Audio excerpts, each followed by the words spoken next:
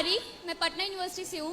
Kanhaiya sir, मैं आपसे एक क्वेश्चन पूछना चाहती हूँ कि आपने स्पीच बहुत अच्छा दिया और बहुत अच्छा हम लोग को भी लगा, बट आपने जितना स्पीच दिया उसमें कंटिन्यूअसली नरेंद्र मोदी का बुराई किया गया है।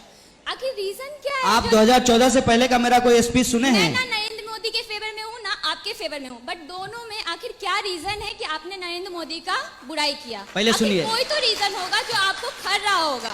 2014 के पहले का मेरा कोई स्पीच आपने सुना है? नहीं, मैं अभी आपको सुनी हूँ और अभी का मैं आपको तो बता अभी आप क्यों सुन रहे हैं? क्योंकि अभी आपको मीडिया कह रहा है कि सुनिए, इसलिए आप सुन रहे हैं। इतने अच्छा बोला, इतने अच्छा आपने विचार प्रकट किया, बट आखिर कोई तो रीजन होगा जिसके कारण आपको नरेंद्र मोदी का कुछ बुरा लग रहा होगा कि नहीं, नरेंद्र मोदी इस चीज में बुरे हैं। इस सवाल का जवाब आपने दिया हुआ है। सिंपल इसका जवाब मैं बार बार देता हूं।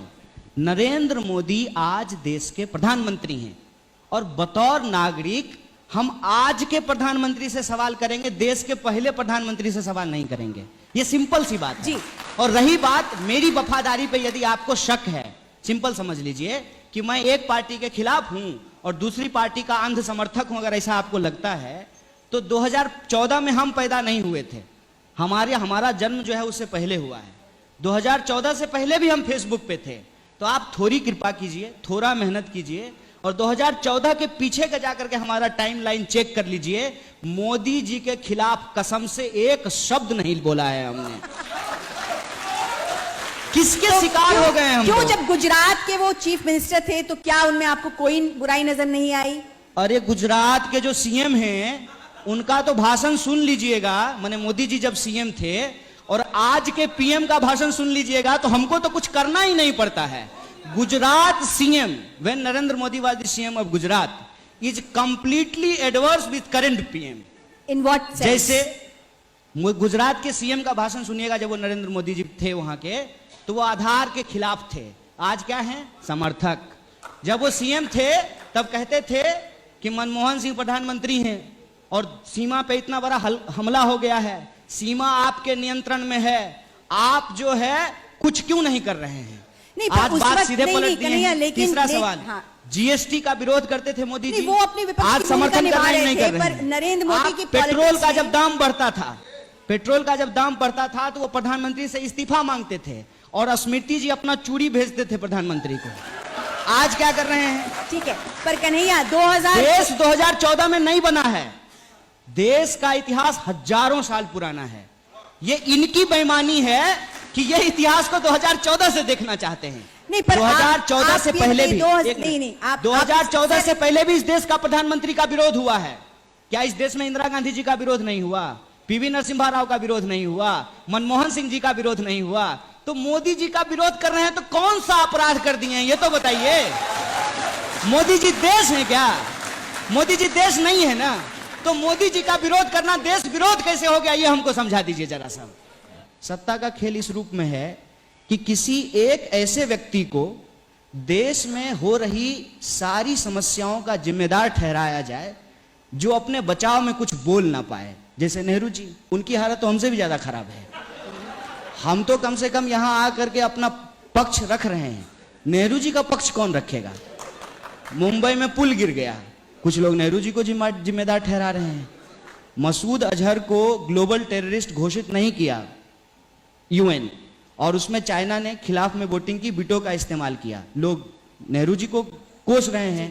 तो हमारे प्रधानमंत्री जब झूला झूल रहे थे चीन के राष्ट्रपति के साथ, तो कान में कह देते कि मसूद अजहर को इस बार कर दीजिएगा आतंकवादी घोषित। एक सवाल मेरा ये बनता है कि आखिर आपको नरेंद्र मोदी से दिक्कत क्या है? आपकी टाइमलाइन भरी रहती है, राहुल गांधी के खिलाफ आपने कभी एक लफ्ज नहीं बोला।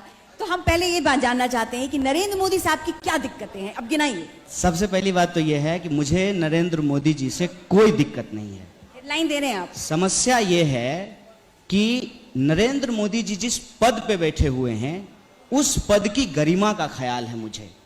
और मैं बार बार ये कहता हूं कि मैं किसी भी व्यक्ति के खिलाफ नहीं हूं।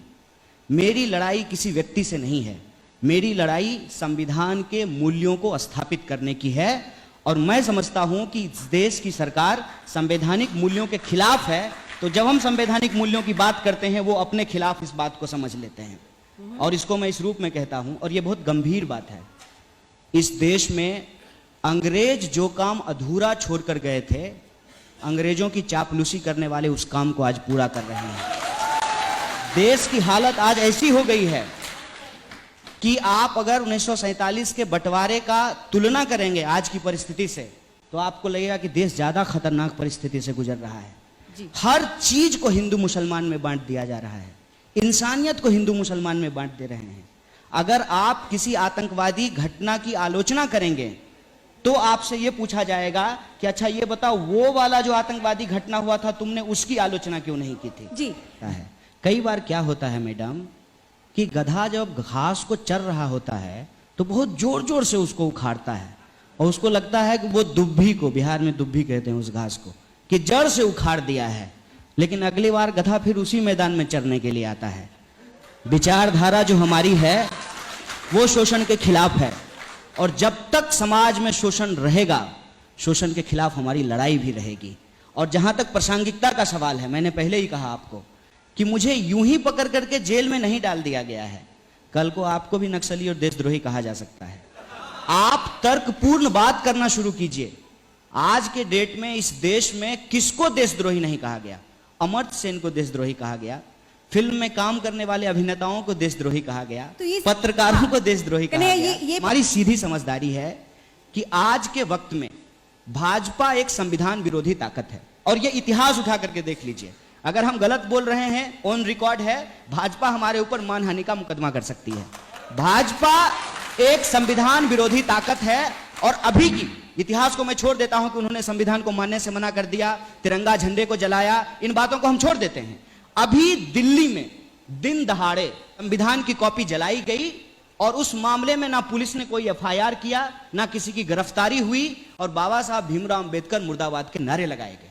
इसलिए मैं कहता हूं कि जो संविधान विरोधी ताकतें हैं, सरकार सीधे तौर पे उसको प्रश्रय देती है। ऐसी परिस्थिति में आप क्या में ऑल्टरनेटिव लेकर आ रहे हैं? आपके पास क्या ब्लूप्रिंट है? आप बताइए। देखिए, भाजपा को गाली देना बहुत आसान है, आज तो सबसे आसान है। कन्हैया जी, हम आपसे ये सवाल पूछ रहे हैं। भाजपा को गाली देने वाले लोगों की हत्या हो जाती है। गौरी लंकेश का उदाहरण आपके सामने में है। बिल्कुल सही है।